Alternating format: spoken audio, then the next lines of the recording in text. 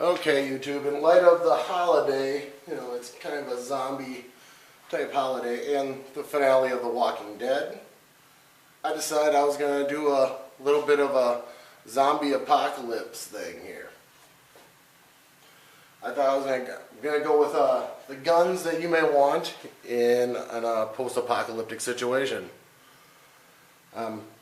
This is an 870 pump shotgun. Won't fail on you. 12 gauge ammo readily available, and it's very versatile. You can put, buck, slug, skeet, so you can hunt just about any food you may need, as well as taking out any zombie's head.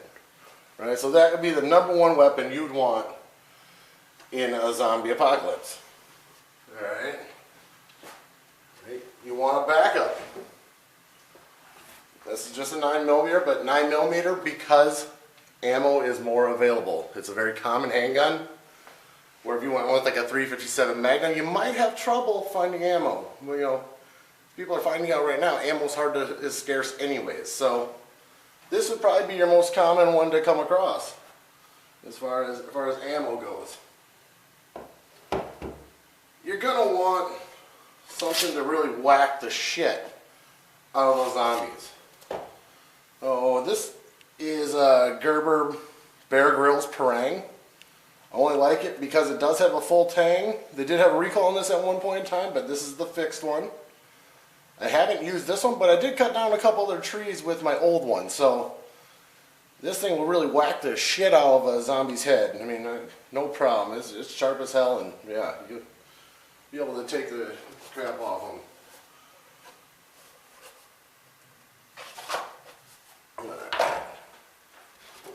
You're going to want a good, reliable, like a dive style knife. Something very hard use. This here is a Buck Intrepid. They don't even make this anymore, but this knife is pretty much bulletproof. You can use it as a hammer. It has a lot of utilitarian stuff here you can do with it. So I'd say that. Right there. I would also carry like a good pocket knife, something very sharp. If you had to cut, skin an animal or something. This knife is also very rugged. You want to keep with the whole rugged theme here, stuff that's not going to fail on you. Okay. For hunting game, let's say 12 gauge ammo gets really scarce, or you don't want to make a lot of noise, you get yourself one of these. This is a .22 caliber pellet rifle. Pellets are super cheap. It's very quiet. It has scope. It's accurate up to like 60 yards, 70 yards. You can't go wrong with this. This is like an absolute mandatory too. It's .22 caliber. It will kill somebody if you need to. I'm sure it would puncture a skull. So. And so now you also have the whole thing where. If there is a post-apocalypse, the people are going to be just as dangerous as the zombies, right? So then you need one of these. A lot of firepower. This here is just a Wasser 1063. It's a cheap AK that I've done some modifications to, just to make to my liking. But you're gonna want, obviously your iron sights are fine, but I have some modification. I have a red dot on it, but it comes off super easy. This is like your more defense purpose. Even though zombies are slow, come on, you don't need something that shoots like crazy amounts. This is for defending against people, plain and simple. All right, so now let's say you're perched out somewhere, and you have a good vantage point. You can see a long ways, right? What you're going to need is you get yourself a good bolt glass gun. This is a Ruger American. It's extremely accurate. It's cheap. .308 caliber. Has enough firepower to definitely take out something 500 yards. And it's accurate. So this is another good choice here. You don't have to have all your bases covered like I do. I'm kind of a weirdo when it comes to this stuff. But most of the time you're going to want to get a pretty fortified area. As you can see around here, I have all brick walls. The only access is that door right there. This is you know, like a ghillie suit. Yeah, you don't need that. Anyway, you're gonna need lots of ammo. That's the next point I'm getting at right here. Lots of ammunition. I cannot stress this enough. Any ammo you can find, buy. Ammo is great. I have a massive amount stockpile, and I have a long time before this ammo shortage started.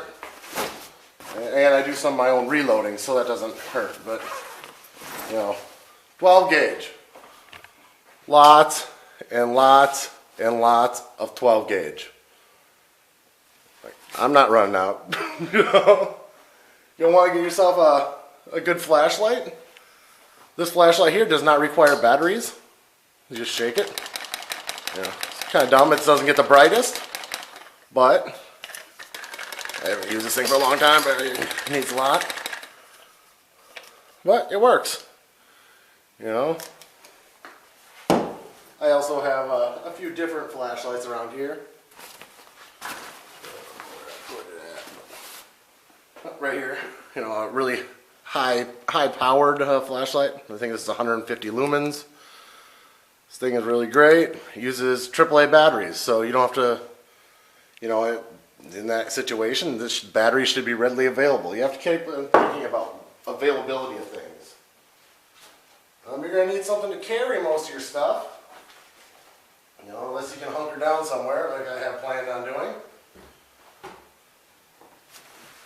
So, this right here wouldn't be a bad idea. A tactical vest. You can carry a lot of gear on it. It's black, it's probably hot, but, you know, that's a definite option. And as far as when your total bug out is going, I can see something like this. This is a military Alice pack.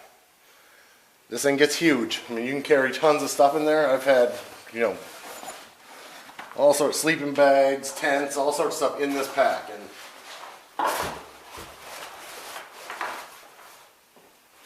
And anyway, yeah, you're gonna want to, you know, keep you know, some kind of shelter. It has to be a tent. It has to be a tent, but you know, I'd prefer something with concrete walls. And anyway, happy Easter. Thanks.